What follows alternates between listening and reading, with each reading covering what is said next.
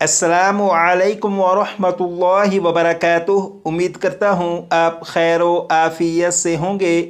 आसान और मुख्तसर तजवीदुल कुरान कोर्स की अल्हम्दुलिल्लाह ये क्लास नंबर 18 है और क्लास नंबर 18 में वक्फ़ की अलामात के बारे में पढ़ेंगे। यहाँ पर आप देखें ये जो अलामात हैं, इसी तरह यहाँ पर ये जो अलामात हैं इन्हें वक्फ़ की अलामात कहते हैं और आज की क्लास में इनके बारे में पढ़ेंगे कि इनमें से किस अलामत पर वक्फ़ करेंगे और किस अलामत पर वक्फ़ नहीं करेंगे। जैसे आप यहाँ पर देखें ये जो गोल दायरा है, ये गोल दायरा आयत के मुकम्मल होने की अलामत है। इसी तरह यहाँ पर ये जो गोल दायरा है ये भी आयत के मुकम्मल होने की अलामत है। तो ये जो गोल दायरा है यानी आयत मुकम्मल होने की जो अलामत है, इसका मतलब ये है कि जहाँ पर ये गोल दायरा आ जाए वहाँ पर वक्फ़ करेंगे। और वक्फ़ के बारे में आपको मालूम है कि जहाँ पर वक्फ़ करते हैं तो वहाँ पर आवाज़ और सांस को ख़त्म कर देते हैं। जैसे बिस्मिल्लाहिर्रहमानिर्रहीम, अल्हम्दुलिल्लाहि रब्बिल आलमीन, अर्रहमानिर्रहीम। तो ये जो गोल दायरा है ये आयत मुकम्मल होने की अलामत है और जहाँ पर ये आयत मुकम्मल होने की अलामत आ जाए वहाँ पर वक्फ़ करना चाहिए। लेकिन अगर किसी ने एक ही सांस में 2, 3, 4 या इससे ज़्यादा आयात को पढ़ना हो या पढ़ा हो तो वो भी बिल्कुल दुरुस्त है। इसी तरह यहाँ पर देखें ये जो अलामत है ये है मीम। ये अलामत अगर कुरान पाक को पढ़ते हुए किसी आयत के दरमियान में कहीं पर आ जाए तो इसका मतलब ये होगा कि वहाँ पर ज़रूर ठहरना चाहिए। ये जो मीम है इस बात की अलामत है कि वहाँ पर ज़रूर ठहरना चाहिए। जैसे यहाँ पर आप देखें ये मीम मौजूद है, यानी ये जो अलामत है ये मीम, इसका मतलब ये है कि यहाँ पर वक्फ़ करेंगे। ये जो लफ्ज़ है ये है किफ़, इसका मतलब है ठहर जाओ, और ये भी एक अलामत है। जहाँ पर ये अलामत आ जाए वहाँ पर भी वक्फ़ करेंगे। जैसे यहाँ पर आप देखें यहाँ पर ये किफ़ लिखा हुआ है तो इसका मतलब यह है कि यहाँ पर वक्फ़ करके पढ़ेंगे। यहाँ पर देखिएगा ये 3-3 नुक्तों वाली 2 अलामात हैं। इन 3-3 नुक्तों वाली 2 अलामात का मतलब यह है कि जहाँ पर ये 3-3 नुक्तों वाली 2 अलामात आ जाएं और ये 2-2, 3-3 या 4-4 अल्फाज के फासले के साथ आ जाती हैं तो वहाँ पर एक अलामत पर ठहरेंगे। यहाँ पर लिखा है एक पर ठहरेंगे। इसका मतलब यही है कि इन दोनों में से एक पर वक्फ़ करेंगे और एक पर वक्फ़ नहीं करेंगे। यहाँ पर आप देखें ये जीम और जीम के ऊपर 3 नुक्ते मौजूद हैं। इसी तरह यहाँ पर भी जीम और जीम के ऊपर 3 नुक्ते मौजूद हैं। अब इसका मतलब यह है कि इन दोनों अलामात में से पढ़ने वाला अगर यहाँ पर वक्फ़ करना चाहे तो यहाँ पर भी वक्फ़ कर सकता है, लेकिन जब यहाँ पर वक्फ़ कर लिया तो फिर यहाँ पर वक्फ़ नहीं करेंगे। लेकिन अगर पढ़ने वाले ने यहाँ पर वक्फ़ करना हो तो बेशक यहाँ पर वो वक्फ़ कर लें। जब यहाँ पर वक्फ़ करना होगा तो फिर यहाँ पर वक्फ़ नहीं करेंगे। तो ये 3-3 नुक्तों वाली 2 अलामत अगर कहीं पर आ जाएं तो एक अलामत पर वक्फ़ करेंगे और दूसरी पर फिर वक्फ़ नहीं करेंगे। यहाँ पर लिखा है लाम अलिफ ला। ला का मतलब ये है नहीं, और जहाँ पर ला यानी ये वाली अलामत आ जाए तो वहाँ पर नहीं ठहरना चाहिए।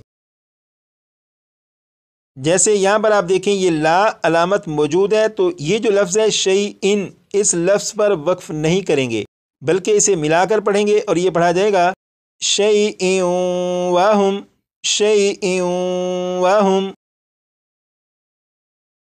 यहाँ पर वक्फ़ की जो अलामात के बारे में पढ़ा, अगर इनका खुलासा निकालें तो वो ये है कि ये जो गोल दायरा है आयत मुकम्मल होने की अलामत, जहाँ पर गोल दायरा यानी आयत मुकम्मल होने की अलामत मौजूद हो वहाँ पर वक्फ़ करना चाहिए। लेकिन अगर किसी ने 2, 3, 4 या इससे ज़्यादा आयात को एक ही सांस में पढ़ लिया तो उसमें भी हर्ज नहीं, वो भी बिल्कुल दुरुस्त है।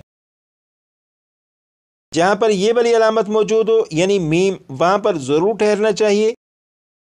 जहाँ पर ये वाली अलामत मौजूद हो वहाँ पर भी वक्फ़ करना है। जहाँ पर ये 2 अलामत मौजूद हो इनमें से एक पर वक्फ़ करेंगे और एक पर वक्फ़ नहीं करेंगे। जहाँ पर ये वाली अलामत मौजूद हो वहाँ पर वक्फ़ नहीं करेंगे। یہ والی جو علامات آپ دیکھ رہے ہیں، ان میں سے کسی علامت کا مطلب یہ ہے کہ یہاں پر ٹھہرنا چاہیے، کسی کا مطلب یہ ہے کہ یہاں پر ٹھہرنا بہتر ہے، کسی کا مطلب یہ ہے کہ یہاں پر ٹھہرنا جائز ہے۔ اگر آپ ان تمام علامات کے مطلب کو دیکھیں تو ان سب کا مطلب تقریباً آپس میں ایک دوسرے سے ملتا جلتا ہے۔ ان علامات کا اگر آپ خلاصہ نکالیں تو وہ یہ ہے کہ اگر ان علامات میں سے کسی علامت پر آپ وقف کر کے پڑھنا چاہیں تو وقف کر کے بھی پڑھ سکتے ہیں، اور اگر وقف کے بغیر پڑھنا چاہیں تو وقف کے بغیر بھی پڑھا جا سکتا ہے، وہ بھی درست ہوگا۔ یہاں پر لکھا ہے سکتہ۔ سکتہ کا مطلب یہ ہے کہ جہاں پر یہ علامت موجود ہو وہاں پر آواز کو تھوڑی دیر کے لیے روکیں گے لیکن سانس کو نہیں توڑیں گے۔ جس طرح اگر کسی جگہ پر وقف کریں تو وقف میں ہوتا یہ ہے کہ آواز اور سانس دونوں کو ختم کرتے ہیں، لیکن سکتہ میں یہ ہوتا ہے کہ آواز کو تھوڑی دیر کے لیے روکتے ہیں لیکن سانس کو نہیں توڑتے۔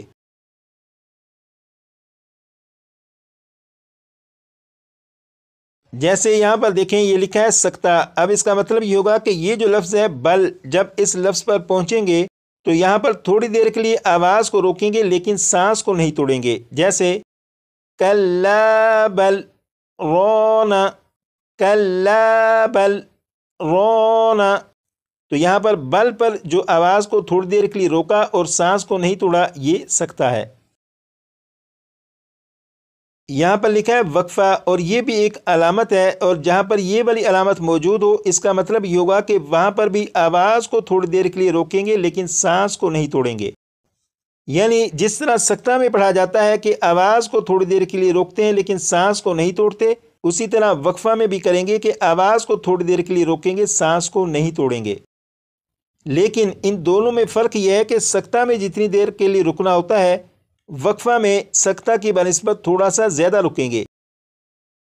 اب یہاں پر دیکھیں یہ جو علامت ہے یہ ایک عدد ہے، یہ ہے 5۔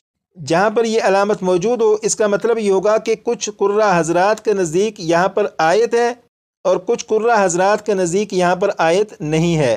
تو اس کا مطلب یہ ہوگا کہ جہاں پر یہ علامت موجود ہو وہاں پر اگر وقف کر کے پڑھنا چاہیں تو بھی درست، وقف کے بغیر پڑھنا چاہیں تو بھی درست ہے۔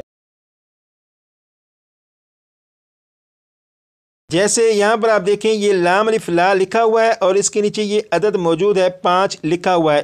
اس کا مطلب یہ ہے کچھ قرہ حضرات کے نزدیک یہاں پر آیت مکمل ہو رہی ہے اور کچھ کے نزدیک یہاں پر آیت نہیں ہے۔ تو اگر کسی نے یہاں پر وقف کیا تو بھی درست اور وقف کے بغیر پڑھا تو بھی درست ہے۔ وقف النبی اور وقف منزل، ان دونوں کا مطلب یہ ہے کہ جہاں پر یہ دونوں علامات میں سے کوئی بھی علامت آ جائے تو وہاں پر وقف کرنا بہتر ہے، وقف کرنا چاہیے، وقف کرنا مستحب ہے، لیکن اگر کسی نے وقف کے بغیر پڑھا تو بھی جائز ہے۔ یہاں پر لکھا ہے وقف غفران، اس کا مطلب یہ ہے کہ جہاں پر وقف غفران ہو، جہاں پر یہ علامت موجود ہو، وہاں پر تلاوت کرنے والے کو، پڑھنے والے کو چاہیے کہ وہاں پر وقف کرے اور اللہ تعالیٰ سے بخشش طلب کرے، اللہ تعالیٰ سے توبہ و استغفار کرے۔ یہ جو علامات ہیں اگر ان علامات کا خلاصہ نکالیں تو وہ یہ بنتا ہے کہ ان علامات اور اس علامت میں سے اگر کسی جگہ پر کوئی علامت آ جائے تو وہاں پر اگر وقف کر کے پڑھنا چاہیں تو وہ بھی درست اور بغیر وقف کے پڑھیں تو وہ بھی درست ہوگا۔ سکتہ اور وقفہ، اگر ان دونوں علامتوں میں سے کوئی علامت آ جائے تو وہاں پر آواز کو تھوڑی دیر کے لیے روکیں گے لیکن سانس کو نہیں توڑیں گے۔ سکتہ میں جتنی دیر آواز کو روکیں گے وقفہ میں اس کی بنسبت تھوڑی دیر زیادہ آواز کو روکیں گے۔ وقف النبی اور وقف منزل، ان دونوں علامتوں میں سے اگر کوئی علامت آ جائے تو وہاں پر مستحب یہ ہے کہ وقف کریں، لیکن اگر بغیر وقف کے بھی پڑھا تو وہ بھی جائز ہوگا۔